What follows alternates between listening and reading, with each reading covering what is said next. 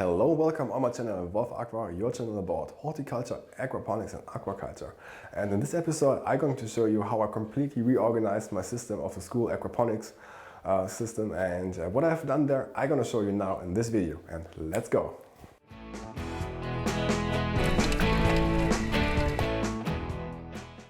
So, as I said, in 2015 I reorganized my aquaponics system once again, like every year. This time I divided the system in several loops. The blue loop was running 24/7, it was only for the water treatment of the fish tank. The water was pumped through a UV light into a small solid removal chamber and then drained into my biofilter and then back to the fish. The red loop was running several times a day to exchange water from the fish tank to the sump tank of the plants. And at last, the green loop, it was pumping water from the sump tank to the plants. And from the plants, the water drained back to the sump. Oh, by the way, it would be super motivating for me to make more videos if you subscribe and like my channel. And instead of using a fixed bed biofilter, I tried again to set up a moving bed biofilter. And it worked. As fish, I still had carp from the last season that I brought over the winter time, and they were in pretty good conditions. I did not use any kind of heating, so the season could start. As plants, I used beans, tomatoes, chard, and red and white. And in that year, I pre-grew the plants in rock wool, and most of that got placed into a pipe. The idea was to bring the roots closer to the water. However, the plants were quite deep into the pipe and stretched towards the light, a point that I solved better in the next season. In that year, I tried for the first time to get more nutrients out of my sludge from the fish.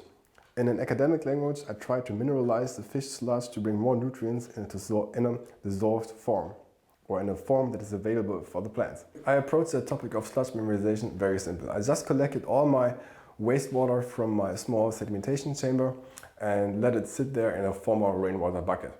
And luckily for me, the sludge blanket was very thin, so I did not have any floating sludge blankets on top of the water. And this is how my sludge and water looked like after 5 months of ripening. The water got clearer and the measurements showed that the phosphorus concentration was elevated. Nitrate was almost not present, but a lot of ammonium. This is indicating anaerobic processes.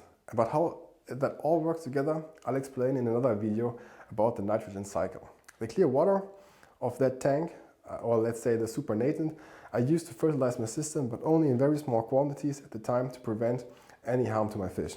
In the meantime, the plants developed very nicely. The beans and the chard grew very well. Here you can see a direct comparison between the white and the red chard. The tomatoes grew a bit slower, but had some nice white roots.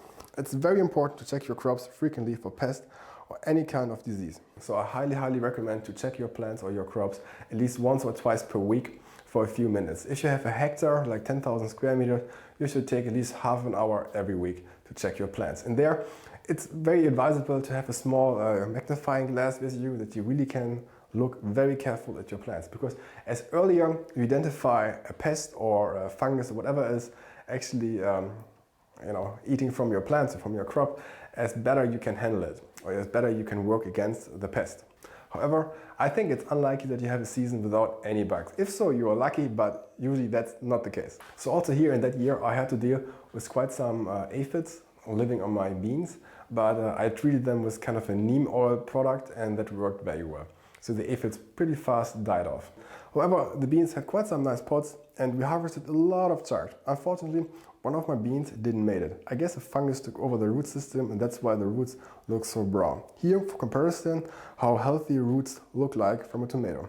Overall, I was happy with the results of that season. The fish were not big enough, in my opinion, to harvest, but that's why I decided to keep them for another winter in my system. That had also the advantage that the whole system, the whole biology keeps living even throughout the winter, and then when you start in the next season, when the temperature's getting higher, you can start right away and you have fish that are hungry and let's go. But again, in the next year, so in the season of 2016, I completely reorganized my aquaponics system once again. But I did that, and that worked out very well. I think so far I brought it there to the best levels that I'd made it. But unfortunately, I also had a very unnice happening during the next season at that aquaponics school system. But what happened there, I'm going to show you in the next episode. If you have any questions or feedback, just post in the comment section below the video. I would be very happy if I can answer you some of those questions. And again, I would be very happy if you subscribe and like my channel. And I hope to see you next time. And stay healthy and bye-bye.